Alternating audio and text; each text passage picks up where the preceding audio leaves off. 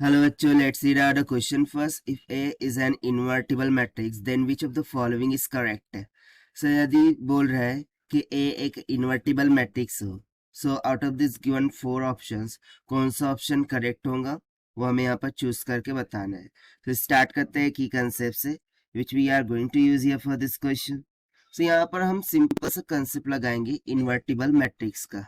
ठीक है कि इन्वर्टिबल मैट्रिक्स क्या होता है. तो चलिए हम थोड़ा सा डिस्कस कर लेते हैं इन्वर्टिबल मैट्रिक्स के बारे में. ठीक है. सो इन्वर्टिबल मैट्रिक्स में ऑलवेज रिमेंबर दैट कि जो ए इनवर्स है वो एग्जिस्ट करेगा. ठीक है. यदि मैं मान लूं कि ए इनवर्स क्या करता है, एग्जिस्ट करता है.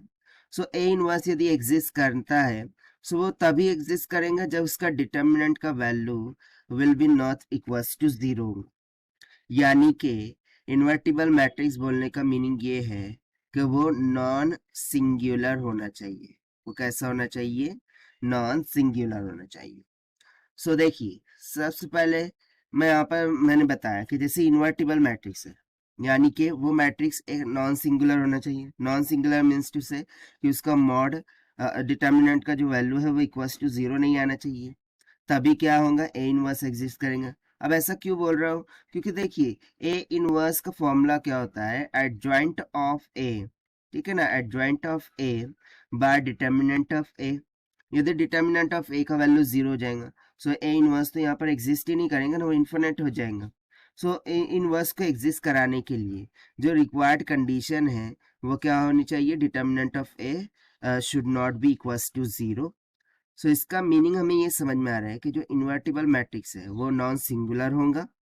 नॉन सिंगुलर होगा और यदि ए इनवर्स को एग्जिस्ट कराना है तो डिटर्मिनेंट ऑफ ए का वैल्यू नॉट इक्वल्स टू 0 होना चाहिए. So this will be the answer जो कि हमने सॉल्व किया by using the concept of invertible matrix. Now let us take the option. So inverse is multi valued. No, this will be not correct. A inverse का transpose ये equal नहीं होना चाहिए. Transpose inverse actual में ये equal होता है. ठीक है ना. और ए इनवर्स इज सिंगुलर. सो देखिए नॉन सिंगुलर होना चाहिए. हमने क्या लिखा, नॉन सिंगुलर. सो ये ऑप्शन भी रॉन्ग हो गया. ऑप्शन डी देखते हैं. Determinant of A is not equals to 0. Yes.